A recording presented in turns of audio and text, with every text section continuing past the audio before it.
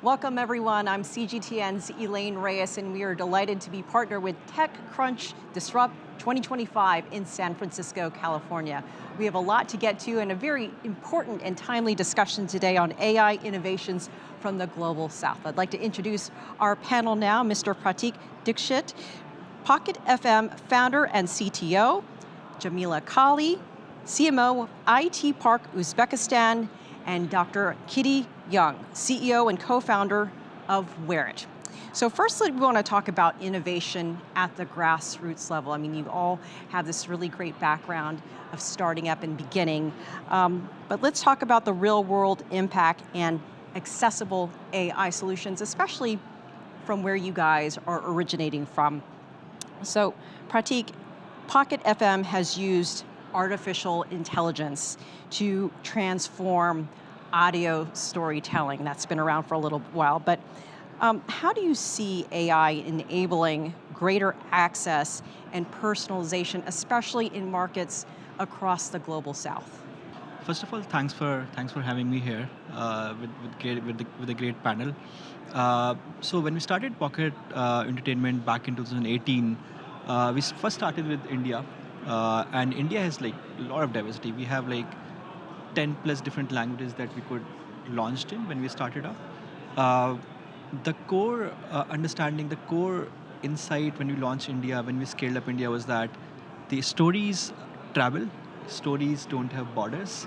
So if there's a good writer who can write a really great story, and if you can adapt that story in different languages in a culturally native fashion, the story works everywhere, right? And that sort of a thing gave us a really good a confidence on, let's say, expanding to US, right? So after India, around 2022, we started growing in US as well, right? And the insight that we had around the cross-region adaptation came out to be true, and US scaled up pretty fast. And then last year, we started growing in Europe as well, in a market like German, in a market like France, where the native language is French, right? So the underlying hypothesis was that if basically stories don't have borders, if you understand the culture well, if you can adapt these stories in a fashion which is very native for that audience, it works, right? So from an AI point of view, we basically started building this custom stack of models and products for our writers, right? Because writers sit at the core of all the innovations that we do, right? Writers and voiceover artists. So we started building adaptation models, right? Where as a writer, if you are in a small country, or a small town in India, or a small town of, let's say, Germany, we give these writers access to all of these models and tools which can use to adapt, let's say, to 40 different languages, right? Similarly, we give these writers and producers access to production tools, right? If you don't have a great home setup, you can use these AI tools and products to produce your content in audio, right? So an idea which originated from Bangalore, basically we scaled up in US, and now we are a truly global company with our bases in Germany and French as well. Jamelia, you have an interesting perspective. Your IT park has been central to nurturing local startups, digital talent. How are you seeing AI and innovation drive growth there, especially not just in Uzbekistan, but across the region? Thank you very much for hosting me here, and also very interesting question. So we see AI and also AI technologies as the key for future innovation. And in Uzbekistan, we also created this kind of comprehensive educational platforms and initiatives to further develop AI technologies. So we basically created different research centers for the AI, also the laboratories inside of the academias. And we have now our own digital platforms for AI learners called 1 million AI prompters. This is a very huge national project to create more AI specialists. Also, we are heavily investing into higher education. So we have different universities, especially for the IT specialists, to be specific, 110 universities. And also we have labs inside of the 50 universities now. And basically our technopark in Uzbekistan is the biggest one in the Central Asia. We have more than 3,000 tech companies and more than 650 active startups in our ecosystem. And primarily the startups works with AI technologies and also cloud and data centers. Thank you. So that goes and speaks to the accessibility. Kitty, Werit AI applies generative AI and digital fashion tools. How could these technologies create creative, economic, or educational opportunities in the Global South? Yeah, so we are using AI to help the fashion industry to be more creative, sustainable, and on demand. So we all know that the fashion industry is one of the biggest polluters in the world, and there's a lot of the overproduction and waste in the sales, inventory. So we are using AI to help consumers be able to let brands and manufacturers know what the demand is way before something needs to be produced. So we use this creative way for example, brands can embed their products in user-generated content, and they can leverage consumers to be their advertisement and sales channels. And we can also allow everyone to be able to participate in the fashion economy instead of continuously being sold to. Now they can all be able to dress in the brand's style without needing to have an accumulation of physical products. So we use AI to create content for the consumers, and when consumers share it, it also helps the brand promote and be able to see what is actually trendy before something is even produced.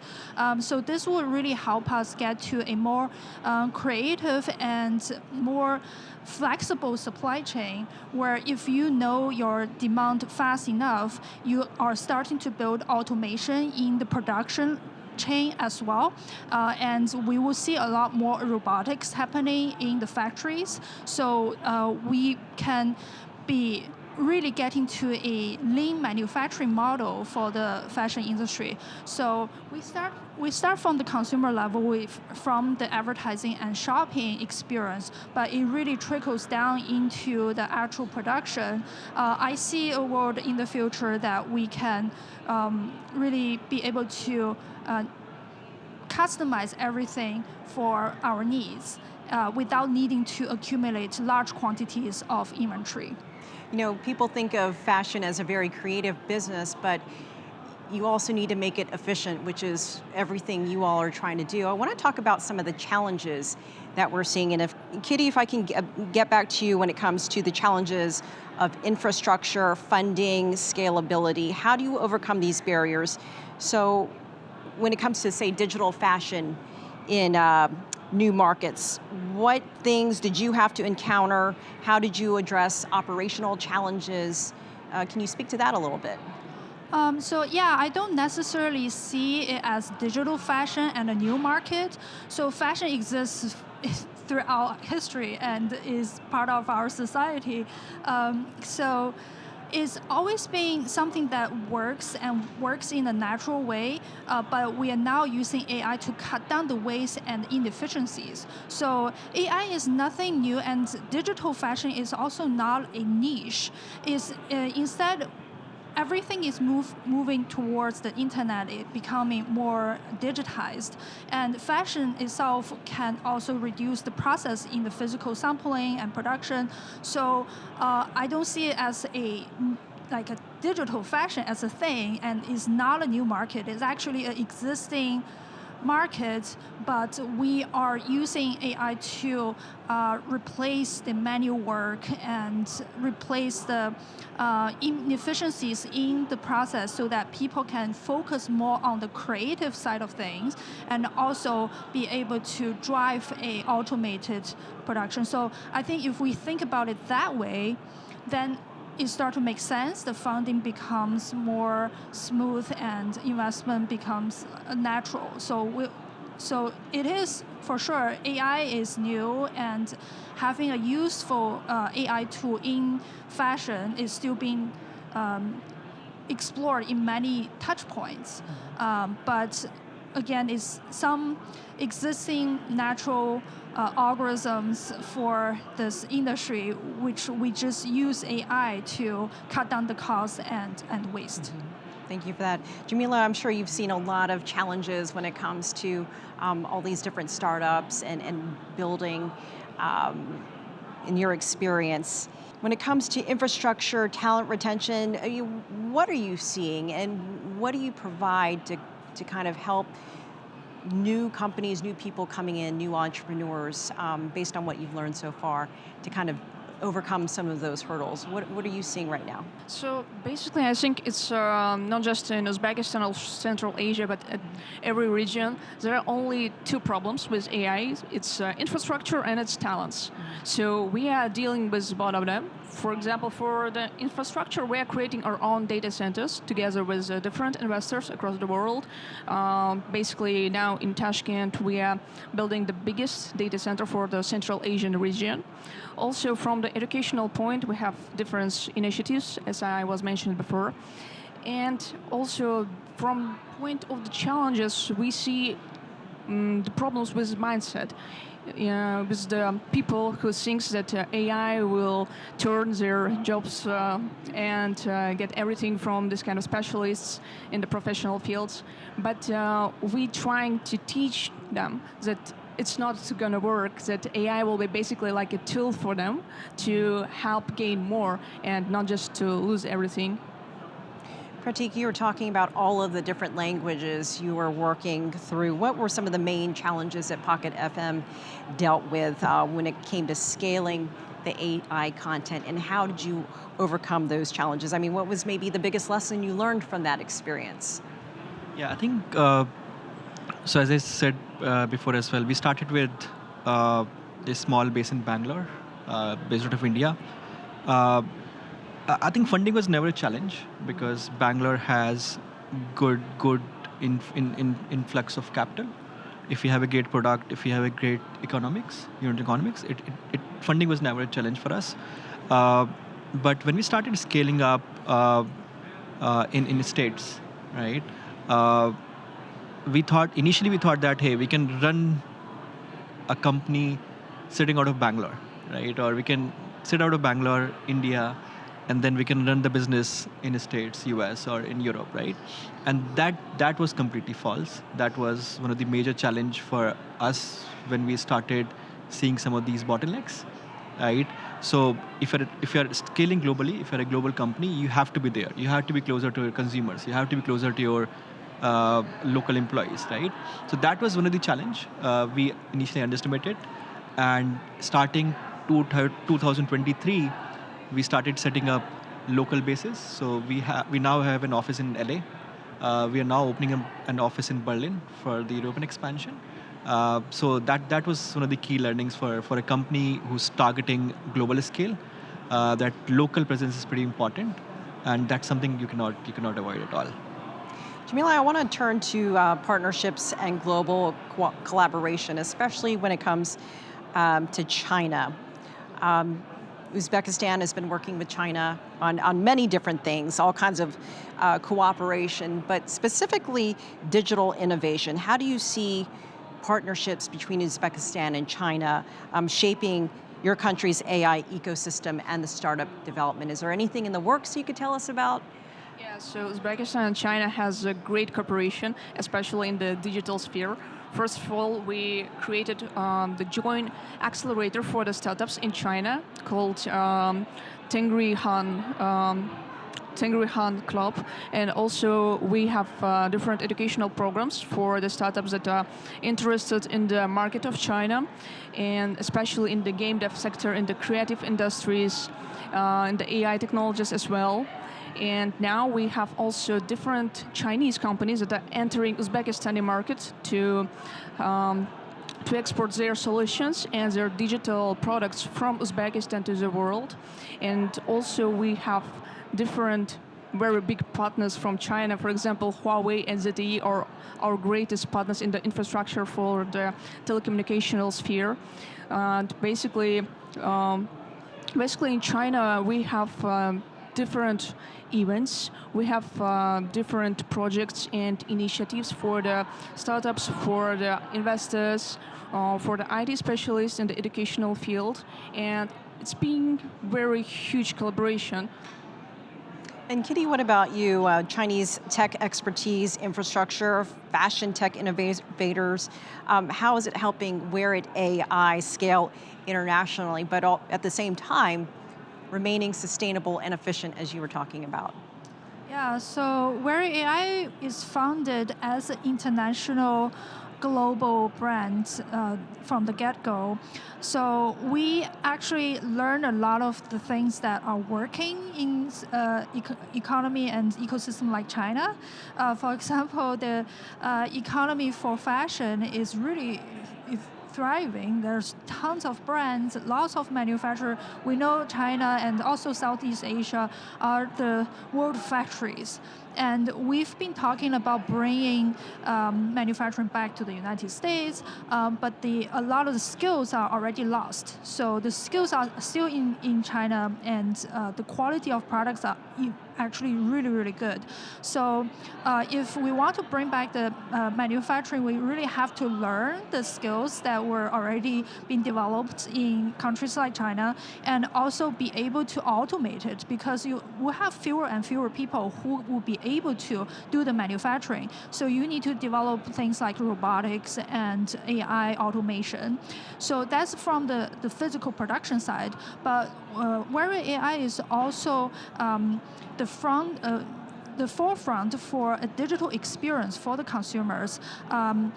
Also learning things that we have seen, like ByteDance, like TikTok, and influencer marketing, and how that kind of new commerce is emerging. So it's no longer just e-commerce or social media anymore. We're talking about social commerce. And that's how things are being sold in the future. People are not buying necessarily from big brands, but they trust the people around them. They buy things from their trusted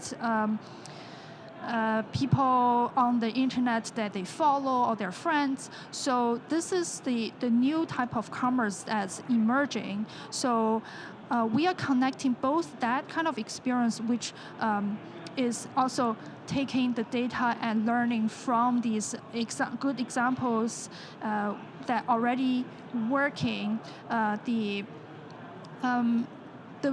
mode of operation that's actually already working, but then we convert it automatically to launch in markets like the States and Europe, so that we can use AI to generate content instead of like shipping products to people and going back and forth and wasting a lot of money on one influencer post. We can now have everybody be able to become an influencer and generate content and sharing, and people will be able to influence each other and buying from each other through the trusted channels.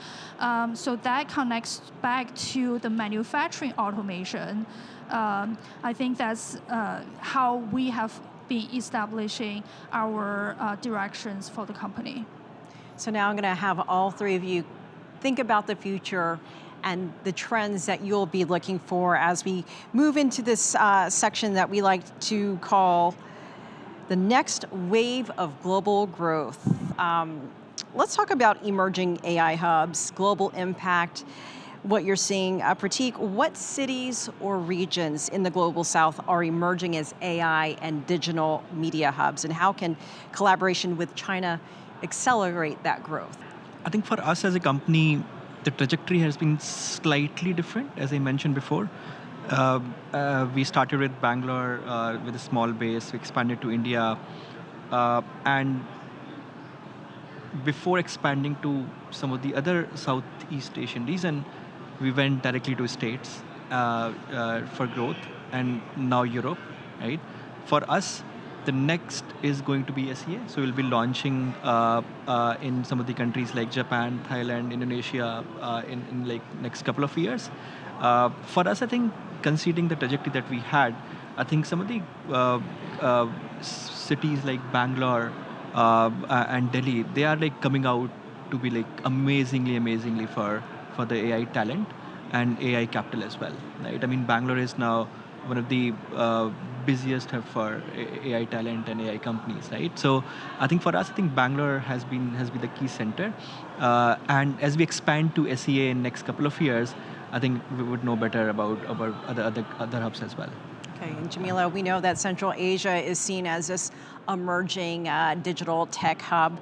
What's your vision for Uzbekistan's role in shaping the next generation of AI startups, and how might international collaboration help realize that goal? I mean, what are you seeing?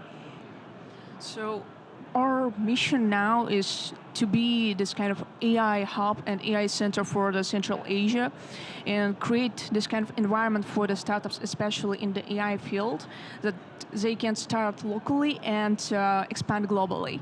So we're trying to create this kind of initiatives, educational projects for them to expand their services and their products. And international collaborations, especially with this kind of partners as in China, are the key in this kind of joint ventures and joint projects.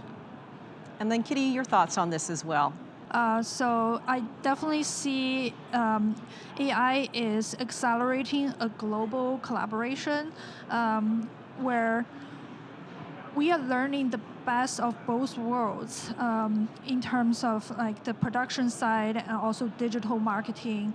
And we are seeing things that are working in a large country like China because they have the advantage of having so many people. When they launch some new business model, new initiatives, you can immediately get the data you needed to see if something works. So now we learn things that are working, then we can replicate that with the AI automation. Because in the like a market in the States, there are not as many people. You can't do things in a physical way, but then you can now use digital ways of generation to drive the production as well as the sales force. So I think is learning through the international testing, and also I really see in the future, at least we are driving it, a new economy where we really should not be wasting on producing inventory on clothing anymore. People are consuming content more and more. They are consuming digitally. So if we can allow people to satisfy themselves digitally and then also provide the data of what they need physically, we can really drive a complete supply chain in a clean way. We'll leave it there. Kitty, Jamelia, Prateek, thank you all for joining us for this very timely and important conversation. We appreciate your time.